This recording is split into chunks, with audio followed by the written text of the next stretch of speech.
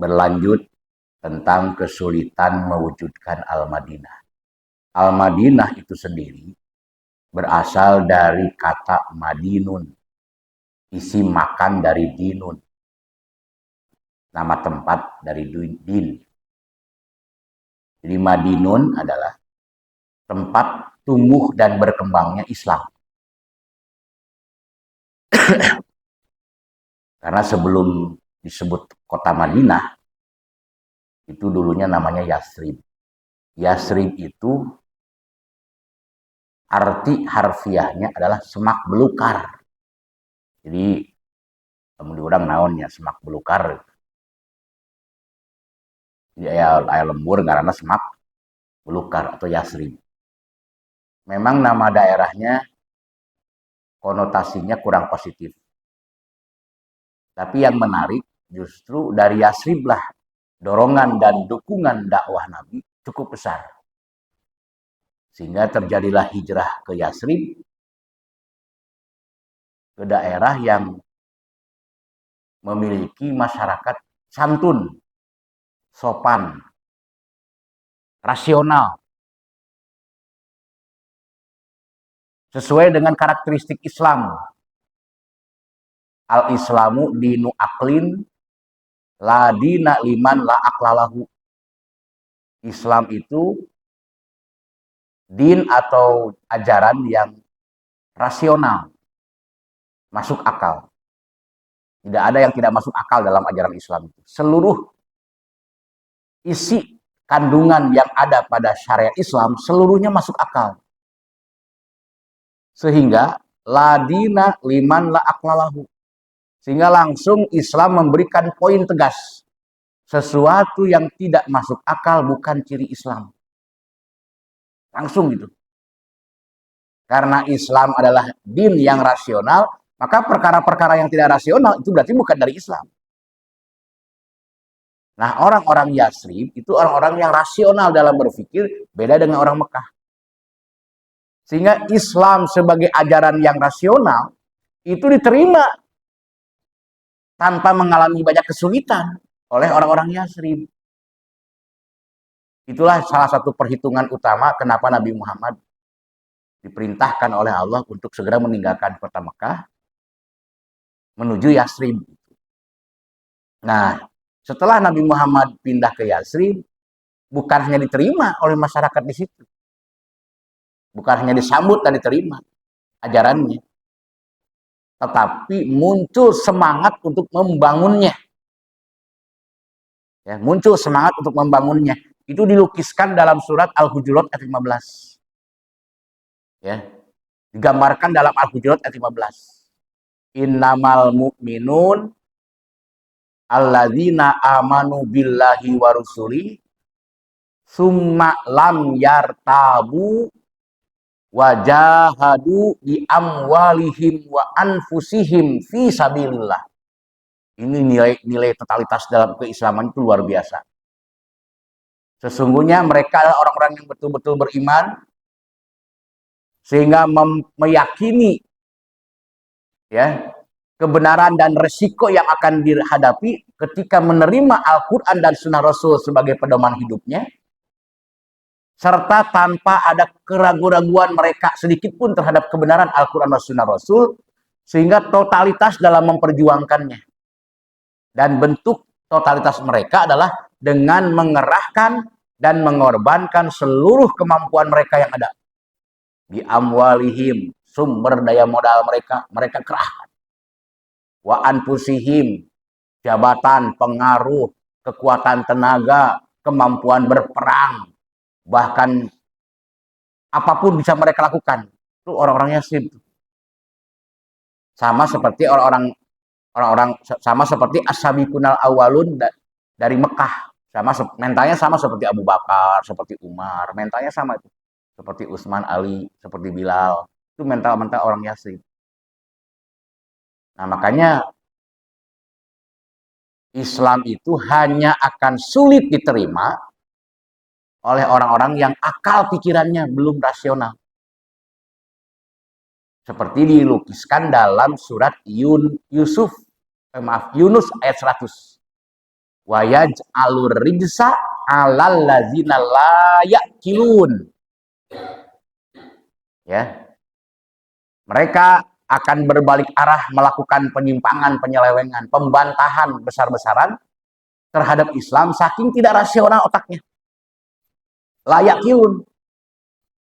Saking pikiran mereka tidak rasional. Abu Jahal otaknya nggak rasional. Abu Lahab otaknya nggak rasional. Makanya mewujudkan Al-Madinah di Mekah pada saat itu sangat mengalami kesulitan. Sehingga harus ditinggalkan. Ya. Kisah-kisah meninggalkan satu kampung itu banyak contohnya. Nabi Ibrahim meninggalkan kampung halaman. Menuju Mekah. Demi untuk apa? Demi untuk mewujudkannya. Di Palestina itu mengalami kesulitan luar biasa. Karena jangankan masyarakat sekitar, bapaknya, keluarganya aja menolak. Bapaknya Nabi Ibrahim. Orang tua Nabi Ibrahim itu menolak dengan keras. Kenapa orang tua Ibrahim menolak dengan keras? Karena bapaknya Nabi Ibrahim itu pembuat patung yang disembah-sembah oleh masyarakat sekitar. Ya otomatis dilematis. Walaupun meyakini kebenaran ajaran Nabi Ibrahim, tapi bapaknya tidak mau menerima. Karena ini ada kaitan dengan ladang bisnis. Kalau saya menerima ajaran Ibrahim, kata dia, kata bapaknya, udah hancur usaha saya. Sedangkan membuat patung-patung itu pada saat itu adalah merupakan bisnis yang paling prospektif barangkali. Karena hampir semua rumah memesan patung-patung kecil untuk sesembahan. Jadi Nabi Ibrahim ditolak oleh bapaknya, ditolak juga oleh anak-anaknya. Karena kebetulan anak-anaknya, saudara-saudaranya Nabi Ibrahim ini kebetulan juga kerja dengan bapaknya sebagai supplier. Anu ngirim-ngirimkan patung kemana-mana. Jadi sebetulnya akal sehat itu akan hilang seketika ketika duit yang bicara. Nah ini yang disebut dengan wayaj'alur rijsa, timbul penyimpangan, timbul penyelewengan, timbul penolakan alladzina la ya'qilun bagi orang-orang yang tidak rasional. Jadi orang-orang Mekah Quraisy tidak rasional, sementara orang Yasrib rasional. Maka Islam yang rasional pasti akan gampang diterima oleh masyarakat yang rasional. Teuing Brawijaya rasional tapi pikiran anak. Lamun orang Brawijaya rasional pikiran anak pasti gampang nerima karena Islam. Karena di ayat Yunus tadi begitu, wa yaj'alur rijsa 'alal ladzina la ya'qilun. Jadi kenapa susah menerima dan menolak terus? Alladzina la ya'qilun. Nah itulah jamaah rahimakumullah gambarannya. Nah, karena Islam itu din yang rasional, maka oleh Allah disebut hunafa atau hanif. Hunafa atau hanif adalah fitrah. Jadi Islam itu disebut juga dinul fitrah. Jadi Islam adalah dinul fitrah.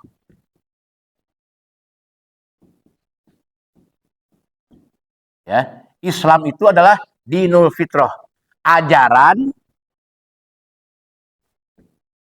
yang sesuai ajaran yang Allah ajarkan, ajaran Allah lah, ya. Ajaran Allah yang sesuai dengan fitrah manusia. Ajaran Allah yang sesuai dengan fitrah manusia.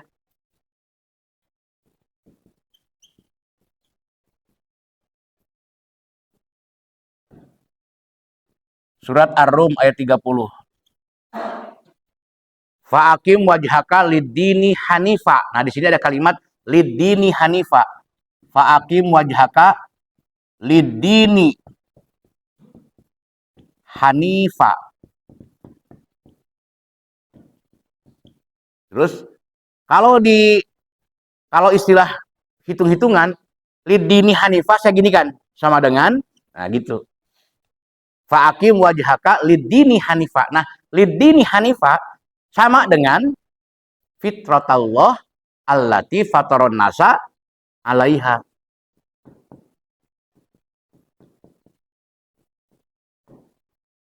Fitratallahi allati fataron nasa alaiha.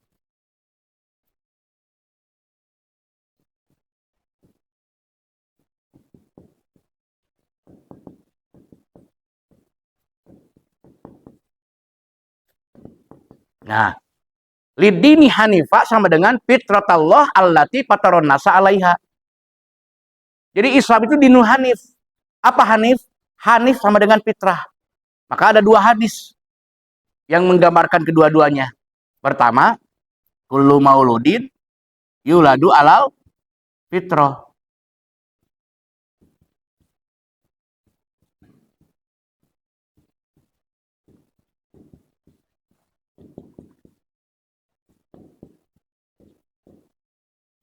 Ya, kullu mauludin yuladu alal fitrah. Hadis yang lain, an-nasu kulluhum hunafa. An-nasu kulluhum hunafa. Nah, sama itu maksudnya. Kullu mauludin yuladu alal fitrah, dalam redaksi hadis yang lain, an-nasu kulluhum hunafa. Hunafa itu hanif. Hanif sama dengan fitrah. Fitrah adalah hanif. Apa hanif atau fitrah? Fitrah atau hanif adalah mengakui kebenaran ajaran Islam. Atau keberpihakan kepada Islam itu kuat. Atau sesuai dengan fitrah manusia. Kalau menggambarkan sesuai dengan fitrah manusia, ini saya baju yang saya pakai nih. Baju yang saya pakai, warnanya tidak begitu saya sukai, tapi kan ini pemberian orang. Dan saya selalu menghormati orang yang memberi. Di depannya saya pakai. Kalau ada yang ngasih baju nih, dia tahu, oh dipakai. Jadi tahun depan ngasih lagi itu teh. Kalau dipakai terus gitu. Tahun depan dia ngasih lagi semangat, kenapa dipakai terus gitu. Kan? Nah, yang saya nyaman dengan baju ini adalah pas dipakainya. Jadi dari mulai posisi tangan hingga badan hingga ketinggian pas bener dengan, nah itu enak. Nah itulah namanya fitrah. Jadi Al-Quran sesuai dengan fitrah manusia itu artinya apa? Artinya adalah cocok sesuai dengan pikiran-pikiran kita. Jadi Abu Jahal itu bukan tidak ngerti dengan kebenaran yang disampaikan oleh Nabi Muhammad. Abu Lahab itu bukan tidak tahu kebenaran ajaran Islam yang disampaikan oleh Nabi Muhammad, itu bukan tidak tahu mereka itu.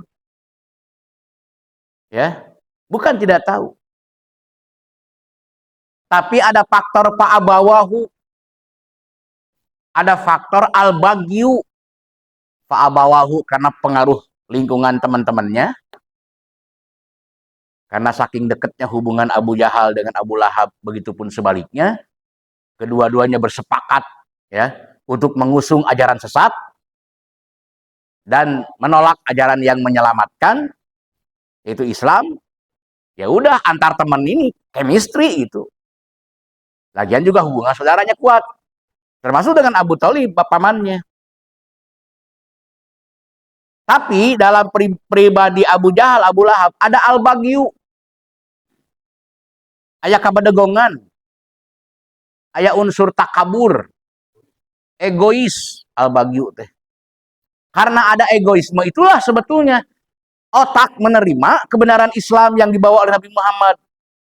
Tapi mereka memperlihatkan sikap penolakan keras kepada Islam yang dibawa oleh Nabi itu karena al-bagyu, egonya. Jadi anu kudu dielehkeun teh sebenarnya egona. Ya. Insya Allah yang saya sampaikan bisa diterima oleh akal pikiran kita. Tapi selama ada ego dalam dirinya, menolak saja terus. Kalau Abu Thalib lembut orangnya, baik lagi, udah lembut, baik. Tapi karena Pak Abawahu tadi, pengaruh lingkungan bergaulnya, masalahnya salah bergaul Abu Thalib itu. Deketin jeung Abu Lahab, deketin jeung Abu Jahal. Itu yang menyebabkan kababawa sehingga tidak bisa menerima ajaran Nabi Muhammad. tetap menolak tapi menyayangi, kan itu mengherankan. Makanya kata Nabi Muhammad sambil menangis-nangis ketika beliau meninggal, padahal Abu Thalib modal nggak ukur ngucap kedua kalimat syahadat. Dan perilaku nama geus islami gitulah kira-kira. Jadi walaupun perilakunya baik, kalau tidak ada akidah dalam jiwanya tentang Islam, ditolak. Tahu ayatnya? Ali Imran ayat 85. Wa may yabtagi ghairal islami dinan fala yuqbala minhu. Sabager-bagerna Abu Thalib jeung nyaah ka Nabi ari teu pernah ngucapkeun dua kalimat syahadat sebagai al-madkhulu ilal Islam, sebagai tanda dia masuk dan mendukung Islam, la yuqbala minhu, ditolak. Mau diterima kok Allah kabageurana oge. Da banyak orang-orang kafir ahli sedekah, ahli infak, banyak. Tapi sedekah infak mereka diarahkan untuk apa? Liyasuddu an sabili, ngabiayaan program ngarugikeun umat Islam. Gitu kira-kira. Mengkol-mengkolkeun umat, mentak mau diterima. Nah itu. Nah makanya hambatan mewujudkan Al-Madinah itu adalah karena ada egoisme. Yang menghambat lahirnya Madinah itu karena ada Al-Bagyu. Al-Bagyu. Tina Al-Bagyu bisa ngalahirkan hasad. Ari hasad teh naon? Ari hasad teh resep lamun nempo batur gagal. Resep lamun nempo batur rugi. Resep lamun nempo batur teu ngaraji. Nah, eta Al-Bagyu teh. Hasad salah satunya. Ieu lamun loba nu teu ngaji ka usadian teh aya nu resepkeun jelema teh. Nah kan? Mana resepkeun tuh. Nu ngaji lagi saeutik tara loba. Nah, gitu kira-kira. Itu hasad itu. Lain didorong supaya ngaraji kalau kah geus lah tong ngaji ka dinya. Atau ngaji ka urang tong ngaji ka batur, itu juga hasad. Ngaji mah ka urang we tong ngaji ka batur, itu hasad. Nah, itulah penyakit-penyakit yang menghambat tegaknya Madinah. Sedangkan Madinah itu cirinya apa? Madinah itu cirinya adalah munawwaroh. Cirinya. Apa munawwaroh? Wujuhuhum kal qamari lailatal badri. Wajah-wajah mereka bersinar bagaikan bulan purnama. Mencang. Sebagai gambaran totalitas dalam menerima ajaran Islam. Karagu-raguan saeutik oge seperti orang-orang Madinah. Summa lam yartabu wajahadu bi amwalihim wa anfusihim fi sabilillah. Itu orang Madinah tuh. Nggak ada keraguan-raguan. Makanya orang-orang Madinah ketika muhajirin datang, ada yang nggak bawa istri, dia punya istri dua, dilelang dua anak, rek milih nu mana. Gitu. Ya. Ada ada muhajirin yang tidak membawa harta benda, dibere kebon. Hebat Madinah mah. Tidak membawa apapun, dibere kebon, dimodalan keur ngawarung. Ya, pamajikan aya nu ngasongkeun, tuluy modal dibere keur usaha. Eta mah lain bohong, kebon anu sakitu legana dibikeun ka jelema nu hijrah ti Mekah. Ini ada kebun kurma, silakan miliki olehmu. Itu kan ari budaya model kitu dihirupkeun makan anu dibere kebun kurma ge tahu diri. Hasilna keur saha? Hasilna keur mukmin lain keur memperkaya diri. Nah di Madinah mah eueuh jelema nu memperkaya diri eueuh. Beda jeung di Mekah. Di Mekah mah berlomba-lomba dina materi. Mantak cek Nabi idza azumat umatid dunya nuziat minha haibatul Islam. Jika umatku berlomba-lomba dalam urusan dunia, maka hilanglah kehebatan Islam. Maka kalau Allah mengatakan alhaqum at-takasur, hancur kalian kalau berlomba-lomba dalam harta kekayaan. Emang benar. Nah, itulah Madinah luar biasa. Sehingga gambarannya banyak Madinah itu. Al-Madinah. Ya, gambaran kehidupan Al-Madinah itu kal jasadil wahid. Bagaikan satu organ tubuh, suka duka ditanggung bersama. Al-Madinah itu kal bunyani yashuddu ba'dahu ba'don. Bagaikan satu bangunan di mana bahan-bahan yang terpisah tadinya merekat oleh air menyatu menjadi sebuah bangunan. Tidak ada lagi mengatakan ini pasir loh, ini batu loh. ini kayu, ini kaca, enggak. Bangunan saja. Nama bangunannya apa? Kalau masjid, inilah Masjid Baitur Rahman. Itu. Padahal Masjid Baitur Rahman itu terdiri dari pasir, dari sungai, batu dari gunung, kayu dari hutan, kaca dari pegunung, dari gunung-gunung. Semuanya terpisah-pisah tadinya. Tapi sekarang tidak lagi disebut si anu si anu. Semua adalah merupakan kaum muslimin yang bersatu. Merekat menjadi kuat. Nah itulah kalbunian. Suka duka ditanggung bersama. Itu benar di Madinah itu diwujudkan. Diwujudkan sekali itu. Suka duka ditanggung bersama. Ya. Ringan sama dijinjing, berat sama dipikul kalbunian. Jadi kalbunian itu gambaran ringan sama dijinjing, berat sama dipikul. Sehingga Nabi mengatakan laisa minna man bata syab'an wa jaruhu ja'iun wa huwa ya'lam. Bukan golongan kami orang yang perutnya kenyang sendiri sementara tetangga kelaparan. Jadi bukan umat kami orang yang perutnya kekenyangan sendiri sementara dia tahu ada tetangga yang kelaparan. Nah, itulah ya contoh gambaran Al-Madinah. Juga digambarkan kaliyadain tagos salah ahaduhumal ufro. Jadi Madinah itu seperti hubungan kedua tangan. Satu dengan yang lain saling membersihkan. Maka itu yang disebut dengan hidup senasib sepenanggungan. Ya. Jadi suka duka ditanggung bersama, ringan sama dijinjing, berat sama dipikul, hidup senasib sepenanggungan, saling membersihkan satu dengan yang lain sehingga diwujudkan dalam tawasau bil haq. Saling menasehati dan mau menerima nasihat. Saling memperbaiki dan mau diperbaiki. Tawasau bil haq. Tawasau bis sabar. Saling mengingatkan dalam kesabaran. Ya. Karena ada yang bersedih tidak beristri, diupahan gitu. Ada yang bersedih karena harus berpisah dengan keluarga di Madinah tuh. Diupahan, dihibur, ditemenin. Ikut merasakan tuh kesedihan seseorang tuh. Satu jiwa. Maka disebutnya kanan nasu ummatau wahidah. Jadi kanan nasu ummatau wahidah itu adalah manusia berhimpun begitu banyak tapi ummatau wahidah, satu pikiran, satu perasaan. Hingga kalau